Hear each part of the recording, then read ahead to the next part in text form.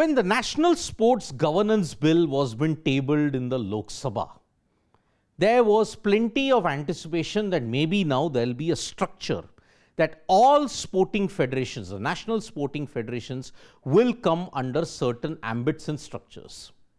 The BCCI was going to register as an NSF. It will still be registered as a national sporting federation. But now there is one major twist. BCCI, despite it being an NSF, will not come under the Right to Information Act, because the current thing is BCCI is now exempted from the RTI in now amended clause in the National Sports Governance Bill. BCCI has yet again shown its financial and political clout. It has managed to ensure that yes, now BCCI is such an organization that it is not going to come under the purview of the Right to Information Act, whereas every other sporting organization will come. Why is this change? Because what is the definition of a public authority and a sports federation? Sports bodies that rely on government grants and assistance will now come under the RTI Act, which means any sporting federation, say for example, Athletics Federation of India, Archery Association of India, Badminton Authority of India, then when you look at all the other shooting, ISSF, every single bit that relies on government aid and government grants, only they will come under the RTI Act. Does the BCCI fall under government grant? No. Does the BCCI come under government assistance? No. That is the clear reason why they are exempt from the RTI Act. Because initially, what is the clause?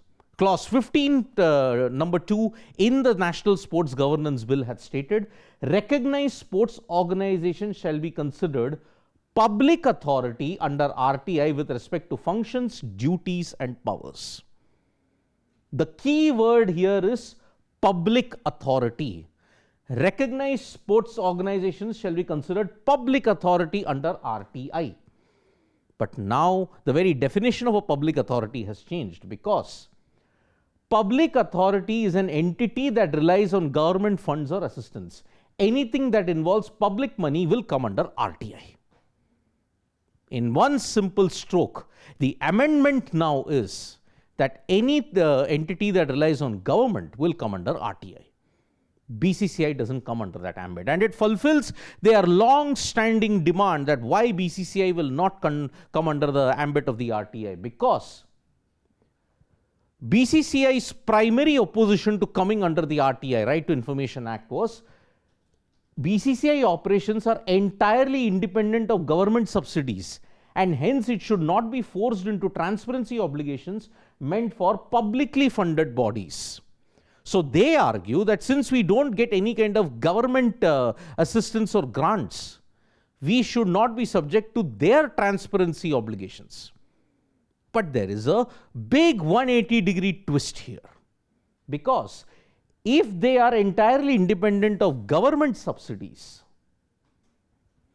but BCCI has enjoyed indirect government benefits such as tax exemptions, land grants and access to public infrastructure. The primary reason because of this is BCCI is registered as a society. It comes under the Tamil Nadu Societies Act of 1975. So in a way, they aren't a public body, they aren't a private body. They are just a consortium. And that is why, although they are entirely independent of government subsidies, but they have enjoyed indirect government benefits such as tax exemptions, land grants and access to public infrastructure. This is where your dichotomy in the Indian working is reflected. You will enjoy all the exemptions, that is, the benefits, but you will not come under a certain thing because we are not totally under the government. But then, does it change the status of being a national sports federation? Will BCCI be a national sports federation? Yes, they will have to be. BCCI must register as a national sports federation, which is a precondition for India's ambition to include cricket in the 2036 Olympics. Everything is being done for the 2036 Olympics. That is the ambition. So just because they have to register as an NSF, they will do this, but they will be the only organization that will not come under the RTI. Irony, power, ability to just modify certain things for their own benefit, you name it, it might be true or it might not be true. Do you agree that the BCCI shouldn't come under the RTI? Do you agree that, okay, the RTI should be implemented and that BCCI should come under the government? You can write to us in the comments below. Thank you so much, folks, for joining us for this video. Subscribe to Sports Today for all the latest news and analysis.